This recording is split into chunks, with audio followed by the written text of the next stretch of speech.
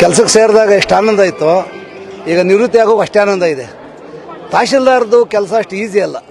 ತುಂಬ ಒತ್ತಡಗಳು, ತುಂಬ ಆತಂಕ, ಯಾವ ಟೈಮಲ್ಲಿ ಏನಾಗುತ್ತೋ ಗೊತ್ತಾಗಲ್ಲ. ಸಾರ್ವಜನಿಕ ಜೀವನದಲ್ಲಿ ನಾವು ಒಂದು ಕೆಲಸ ಮಾಡಬೇಕು ಅಂತಂದರೆ ಬೇರೆ ಇಲಾಖೆಗಳಿಗೂ ತಹಶೀಲ್ದಾರ್ಗೂ ಭಾಳ ವ್ಯತ್ಯಾಸ ಇದೆ.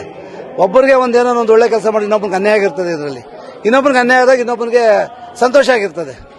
ಇದರಿಂದ ಇಷ್ಟು ದಿನ ನಾವು ನಿರಂತರವಾಗಿ ಒಂದೇ ಒಂದು ಸಣ್ಣ ಕಪ್ಪುಚುಕ್ಕೆ ಇಲ್ದಂಗೆ ಇವತ್ತು ಆನಂದವಾಗಿ ನಿವೃತ್ತಿ ಆಗ್ತಾ ಇದ್ದೀನಿ. ಇದು ನಾನು ನಿಮ್ಮೆಲ್ಲರ ಸಹಕಾರದಿಂದ ನಾನು ಒಳ್ಳೆ ಕೆಲಸ ಮಾಡಿದ್ದೀನಿ ಅಂತ ನಾನು ಅನ್ಕೊಂಡಿದ್ದೀನಿ. ನನಗೆ ಭಾಳ ಆನಂದ ಆಗ್ತಾ ಇದೆ. ನಾನು ಮಿಸ್ ಮಾಡ್ಕೊತೀನಿ ಅಂತನಿಲ್ಲ, ಕ್ಷಮೆ ಅಂತನೇನಿಲ್ಲ. ನಾನು ಯಾರನ್ನ ಬೈದಿರ್ತೀನಲ್ಲ ಕೆಲವು ಟೈಮಲ್ಲಿ ಕೋಪ ಬಂದಾಗ ಅವ್ರನ್ನ ದಯವಿಟ್ಟು ಕ್ಷಮೆ ಕೊಡ್ತಾ ಇದ್ದೀನಿ. ಬಟ್ ನಮ್ಗೆ ಇನ್ನೂ ಹೆಚ್ಚಿನ ನಮ್ಮ ಕಂದಾಯ ಈಗ ಏನು ಹೊಸದಾಗಿ ಆಯ್ಕೆಯಾಗಿ ಬರ್ತಕ್ಕಂಥ ತಹಶೀಲ್ದಾರ್ಗಳಿರ್ಬೋದು, ನಮ್ಮ ಸಿಬ್ಬಂದಿ ವರ್ಗ ಇರ್ಬೋದು, ನಗನಕೊಂಡು ಕೆಲಸ ಮಾಡ್ಕೊಟ್ಬಿಟ್ರೆ ಬಡ ಬಗ್ಗರದು ಶ್ರೀಮಂತರು ಯಾಗೋ ಮಾಡಿಸ್ಕೊಂತಾರೆ. ಆ ಒಂದು ಬಡ ಬಗ್ಗರ ಸೇವೆ ನಾನು ಏನು ಬೆಳಿಗ್ಗೆ 8:30 9 ಗಂಟೆಗೆ ಬಂದು 11 ಗಂಟೆವರೆಗೂ ಜನಗಳದೇ ಒಂದು ಕೆಲಸ ಮಾಡ್ತಾ ಇದ್ದೆ.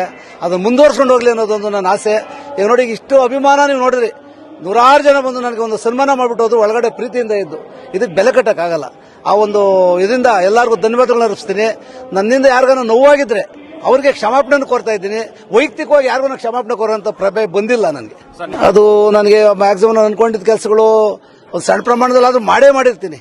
ಇದು ಕಂಪ್ಲೀಟ್ ಆಗಿಲ್ಲ ಅನ್ನೋದು ಯಾವ್ದು ಇಲ್ಲ ಅಂತ ನಾನು ಅನ್ಕೊಂಡಿದ್ದೀನಿ. ನನಗೆ ಆಶ್ರಯ ಇರ್ಬೋದು, ಈಗ ಸ್ಮಶಾನಗಳಿರ್ಬೋದು, ಇಲ್ಲ ಯಾವ್ದಾರ ಬಡ ಬಗ್ಗರ ಜಮೀನುಗಳಿರ್ಬೋದು, ಆಶ್ರಯ 94 CC ಅಥವಾ ಯಾವುದೇ ಇರ್ಬೋದು. ಇಡೀ ರಾಜ್ಯದಲ್ಲೇ ಟಾಪಲ್ಲಿ ಬಂದಿದ್ದೀನಿ ಅಂದರೆ ಪೋಡಿ ಮುಕ್ತ ಇದರಲ್ಲಿ. ಅದರಿಂದ ನನಗೆ ಆನಂದವಾಗಿ ಕೆಲಸ ಮಾಡಿರೋದ್ರಿಂದ ಇವೆಲ್ಲ ಆಗಿರೋದು. ಅದು ನನಗೇನು ಕೊರಗೇನಿಲ್ಲ ನನಗೆ. ಯಾಕಂದರೆ ನನ್ನ ಒಂದು ಚಾರ್ಜ್ ತಗೊಂಡು ಆದಮೇಲೆ ಭಾಳ ಆನಂದವಾಗಿ ಕೆಲಸ ಮಾಡಿದ್ದೀನಿ.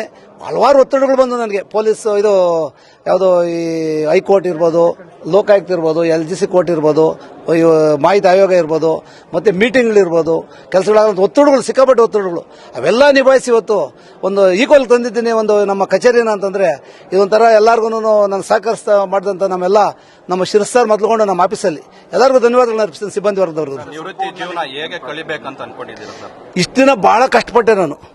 ಕಷ್ಟ ಅಂದರೆ ಬೆಳಗ್ಗೆ ನೋಡಿ, ನೀವು ನೋಡ್ತಾ ಇರ್ತೀರಿ, ಇಲ್ಲಿ 8:30 ನಾನು ಆಫೀಸ್ ಬರ್ತಾ ಇದ್ದೆ. ಭಾನುವಾರ ಬರ್ತಾ ಇದ್ದೆ, ಶನಿವಾರ ಬರ್ತಾ ಇದ್ದೆ. ಯಾಕಂದ್ರೆ ಹೆಡ್ಕ್ವಾರ್ಟರ್ ತಹಶೀಲ್ದಾರ್ ಇರಲೇಬೇಕು. ಈಗ ರಜೆಗಳ ದಿವಸನೇ ಕಾರ್ಯಕ್ರಮ ಇಟ್ಕೊತಾ ಇದ್ರು ಬೇಕಾದಷ್ಟನ್ನು. ಅವೆಲ್ಲ ನಿಭಾಯಿಸಿದ್ವಿ. ಮತ್ತು ತಿಂಗಳು 4 ಕಾರ್ಯಕ್ರಮಗಳು, ಮುಖ್ಯಮಂತ್ರಿಗಳ 2 ಕಾರ್ಯಕ್ರಮಗಳಾಯಿತು. ಎಲ್ಲ ಕಾರ್ಯಕ್ರಮಗಳು ಎದುರಿಸಿದ್ದೀವಿ. ಚೆನ್ನಾಗಿ ಆನಂದವಾಗಿ ಕೆಲಸ ಮಾಡಿದ್ದೀವಿ.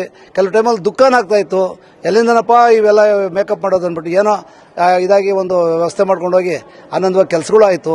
ನೋಡಿ, ಯಾವುದೇ ಒಂದು ತೊಂದರೆ ಇಲ್ಲದಂಗೆ ಇವತ್ತು ನಿವೃತ್ತಿ ಆಗ್ತಾ ಇದ್ದೀನಿ ಅಂತಂದ್ರೆ ನಮ್ಮ ಪತ್ರಕರ್ತ ಮಿತ್ರಗಳು ಭಾಳ ನನಗೆ ಎಚ್ಚರಿಕೆ ಕೊಡ್ತಾ ಇದ್ರು. ಸರ್, ಭಾಳ ಹುಷಾರಾಗಿ ಮಾಡಿ, ನೀವು ನಳೇನೇ ಹೆಚ್ಚು ಕಮ್ಮಿ ಆದಾಗ ನೀವು ಕೆಟ್ಟ ಸುತ್ತಾಡೋ ನಮಗೂ ಇಷ್ಟ ಇಲ್ಲ ಅಂದ್ಬಿಟ್ಟು. ನಾನು 74 ಜನ ಇದ್ದಾರೆ ನಮ್ಮ ದೇವನಹಳ್ಳಿ ತಾಲೂಕಲ್ಲಿ. ಒಬ್ಬರು ನನ್ನ ಮೇಲೆ ಬೇಜಾರು ಮಾಡ್ಕೊಂಡಿಲ್ಲ.